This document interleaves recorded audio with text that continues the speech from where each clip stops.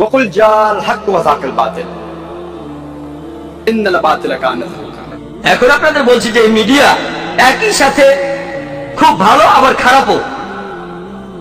এটা পজিটিভ আবার একই সাথে নেগেটিভ। যেমন একটা ছুরি, এটা দিয়ে ভালো কাজ করা যায় আবার খারাপ কাজও করা যায়। ছুরি দিয়ে শাকসবজি আর রুটি কাটলে সেটা ভালো, কিন্তু ডাকাতি করলে সেটা খারাপ।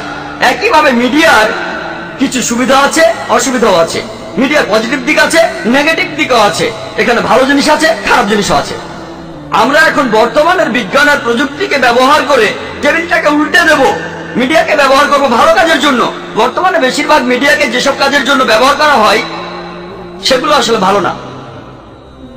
এই কারণে বেশিরভাগ উলেমা শিউখ তারা বলেন মিডিয়া থেকে সবাই দূরে থাকুন। আমি একমত, আমি তাদের বিপক্ষের পক্ষে। কারণ এই স্যাটেলাইট চ্যানেলগুলোর মাধ্যমে আপনার ঘরে যা ঢুকছে তার বেশিরভাগই আপনাকে ইসলাম থেকে দূরে সরিয়ে দেবে, ইসলামের কাছে নিয়ে আসবে না। আর এই পরিসংখ্যান আমাদের বলে যে 1 নম্বর মিডিয়া বর্তমানে হলো television media, television satellite media. পরিসংখ্যান আমাদের বলে এখন পৃথিবীতে 20,000-এরও বেশি টিভি স্টেশন আছে। আর এতে দর্শকের পৃথিবী 500 কোটি মানুষ। এই পৃথিবীর মোট জনসংখ্যার 80% টেলিভিশন মিডিয়ার আওতার ভেতরে। পরিসংখ্যানটাই বলছে আপনাদের বেশিরভাগই এই টেলিভিশন মিডিয়ার আওতার মধ্যে আছেন। পুরো পৃথিবীর 80% মানুষ টেলিভিশন মিডিয়ার আওতার মধ্যে আছেন। 500 কোটি মানুষ। এই মিডিয়ার পেছনে ইনভেস্টমেন্ট কত জানেন? $40,000 কোটি। লোকজন এই টেলিভিশন মিডিয়াতে ইনভেস্ট করেছে $400 বিলিয়ন, আর তারা 2 হাতে টাকা কামাচ্ছে। এর বেশিরভাগই 98%-এরও বেশি, 99%-এরও বেশি হচ্ছে হারাম। অশ্লীলতা আর ভুল তথ্য দিয়ে সত্য থেকে দূরে নিয়ে যাচ্ছে 99%-এরও বেশি। আমাদের এখন এই মিডিয়াকে ব্যবহার করে টেবিলটা উল্টে দিতে হবে। একবার ভাবেন, $40,000 কোটি ইনভেস্টমেন্ট শুধুমাত্র টিভি মিডিয়াতে। খ্রিস্টানদের 50টা চ্যানেল আছে, 100টা চ্যানেল আছে, আর 2 হাতে টাকা কামাচ্ছে। শুধু আমেরিকাতে এই মোট টেলিভিশন স্টেশনের সংখ্যা 1,673টা আছে। এর মধ্যে 83টা চ্যানেল হলো ধর্মীয় চ্যানেল। চ্যানেলগুলো বেশিরভাগ, প্রায় সবগুলো খ্রিস্টান চ্যানেল, বেশিরভাগ। পুরো পৃথিবীতে 100 খ্রিস্টান চ্যানেল আছে, কয়েকশো হিন্দু চ্যানেল আছে, জৈন চ্যানেল আছে। মুসলিম চ্যানেল কয়টা আছে? কয়টা?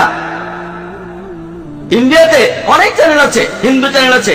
এই ইন্ডিয়াতে খ্রিস্টান চ্যানেল আছে একেবারে সেই এলাকার ভাষায়। ইংরেজিতে অনেক খ্রিস্টান চ্যানেল আছে। আর এখানে দক্ষিণ ইন্ডিয়ার নিজস্ব ভাষার চ্যানেল, যেটা দর্শক অল্প কিছু মানুষ, স্পেশালাইজড টার্গেট। পৃথিবীতে কয়েকশো খ্রিস্টান চ্যানেল আছে। 1 নম্বর হলো গড টিভি। কারা গড টিভির নাম শুনেছেন? হাত ওঠান।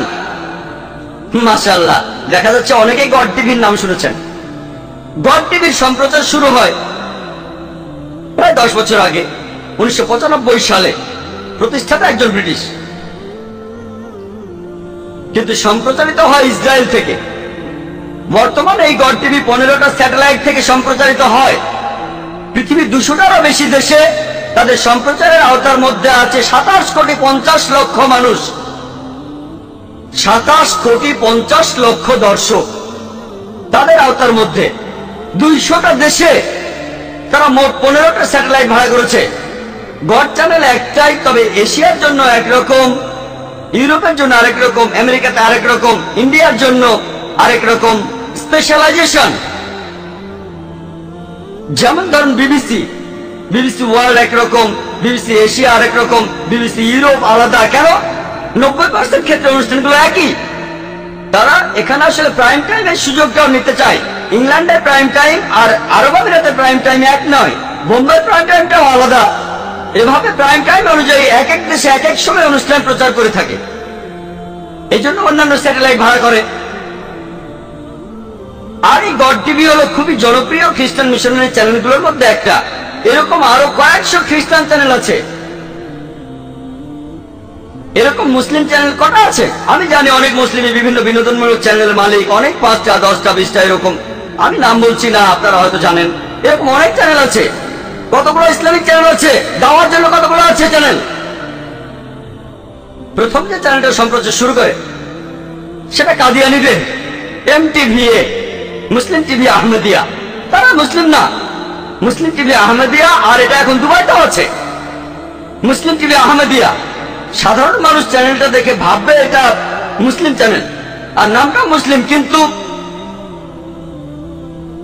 তারা আসলে প্রথাসিদ্ধ মুসলিম না, মুসলিম না। আলহামদুলিল্লাহ, প্রায় 8 বছর আগে প্রথম ইসলামিক চ্যানেল ইকরা টিভির সম্প্রচার শুরু হয়। তবে এই চ্যানেলটা আরবি ভাষায়, তারপর মাজার টিভি, তারপর ফজর টিভি। তবে এই সবগুলো চ্যানেলই সম্প্রচারিত হয় আরবি ভাষায়, পুরো পৃথিবীর মুসলিম উম্মার উদ্দেশ্যে। তাদের টার্গেট মার্কেট হলো মধ্যপ্রাচ্য। এই চ্যানেলগুলো ইসলামিক চ্যানেল, তবে দাওয়া চ্যানেল নয়। তারা অমুসলিমদের কাছে ইসলাম প্রচার করছে না, বরং মুসলিমদের জন্য অনুষ্ঠান প্রচার করছে। আরো কিছু চ্যানেল আছে যেগুলো রিজিওনাল, শুধু ইউরোপের জন্য। এরকম বেশ কিছু মুসলিম চ্যানেল এখন আছে। এখন আমাদের প্রয়োজন দিন রাত 24 ঘন্টার একটা দাওয়া চ্যানেল, যেটা ইসলাম প্রচার করবে আর বিভিন্ন ভুল ধারণা দূর করবে, যে ভুলগুলো মিডিয়া ইসলামের বিরুদ্ধে ছড়াচ্ছে। আমি এখানে এসেছিলাম কয়েক বছর আগে, সেবারও এসেছিলাম হোলি কোরআন অ্যাওয়ার্ডের আমন্ত্রণে। আর তখন হেডলাইনে এসেছিল এখানকার পেপারে Khaleej Times, doctor Zakir Naik Islamic TV চালু করার কথা বলেছেন। তখন লেকচার দিয়েছিলাম আলবুমে, টপিক আলাদা ছিল, কিন্তু প্রশ্নোত্তর পর্বে বলেছিলাম